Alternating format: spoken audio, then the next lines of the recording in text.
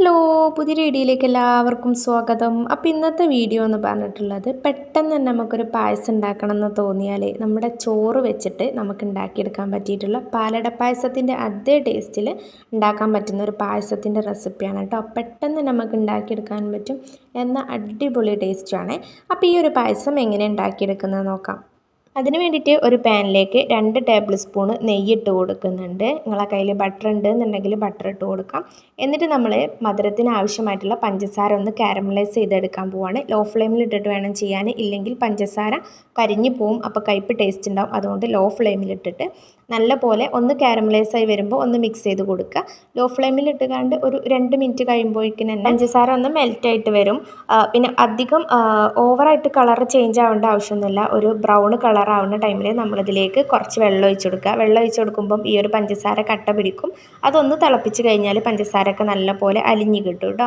എന്നിട്ട് നമ്മളിതിലേക്ക് ചേർത്ത് കൊടുക്കുന്നത് 500 ml പാലാണ്. അത് നിങ്ങൾക്ക് കുറച്ച് വെള്ളം ചേർത്തിട്ട് അങ്ങനെ ആക്കിയെടുക്കുക. പക്ഷേ വെള്ളം ചേർക്കാതെയാണ് ഈ ഒരു പായസത്തിക്ക് നല്ലൊരു ടേസ്റ്റ് ഉണ്ടാവുക കേട്ടോ. എന്നിട്ട് നമ്മളിതിലേക്ക് ഏലക്ക പൊടിച്ചതോ അല്ലാന്നുണ്ടെങ്കിൽ കുറച്ച് വാനില എസൻസോ ഒന്ന് ഒഴിച്ചു കൊടുക്കുക. എന്നിട്ട് ഈ ഒരു ബൗളിൽ നിറയെ തന്നെ ഞാൻ വേവിച്ച് വെച്ചേക്കുന്ന ചോറാണ്, അതൊന്ന് ഇട്ട് കൊടുക്കുന്നുണ്ട്. പാല് തിളച്ച് വന്നതിന് ശേഷമാണ് ഈ ഒരു ചോറിട്ട് കൊടുക്കേണ്ടത് കേട്ടോ. എന്നിട്ട് ഈ ചോറ് നല്ല പോലെ തന്നെ ഈ ഒരു പാലിൽ മിക്സ് ചെയ്ത് കൊടുക്കുക. ചോറിൻ്റെയും പാലിൻ്റെയും പഞ്ചസാരൻ്റെ അളവ് നിങ്ങൾ എത്രത്തോളം ഉണ്ടാക്കുന്നുണ്ടോ അതിനനുസരിച്ച് നിങ്ങൾക്ക് കൂട്ടുകയും കുറയ്ക്കുകയൊക്കെ ചെയ്യാം കേട്ടോ. എന്നിട്ട് നല്ല പോലെ തന്നെ ഒന്ന് മിക്സ് ചെയ്തെടുക്കുക. ഈ ഒരു പാല് നല്ല പോലെ ഒന്ന് തിളപ്പിച്ചെടുത്തിട്ട് ചോറും പാലും ഒരേ ലെവലിലാവുന്ന വരെ നമ്മളിതൊന്ന് കുറുക്കിയെടുക്കണം കേട്ടോ. നല്ല പോലെ കുറുകി കിട്ടിക്കഴിഞ്ഞാൽ നമുക്ക് ഫ്ലെയിം ഓഫ് ആക്കാം. ആ ടൈമിൽ വേണമെന്നുണ്ടെങ്കിൽ കുറച്ച് നെയ്യൊന്ന് സ്പ്രെഡാക്കി കൊടുക്കാം കേട്ടോ. നല്ലൊരു ടേസ്റ്റി കരം അല്ലെങ്കിൽ ബട്ടർ. അപ്പോൾ ഇത് ഇത്രയും ഉണ്ടാക്കിയെടുക്കാൻ അടിപൊളി ടേസ്റ്റി ആയിട്ടുള്ള നല്ല പിങ്ക് കളറിലുള്ള പായസമാണ് കേട്ടോ. പാലട പായസത്തിൻ്റെ അതേ ടേസ്റ്റിലാണ്.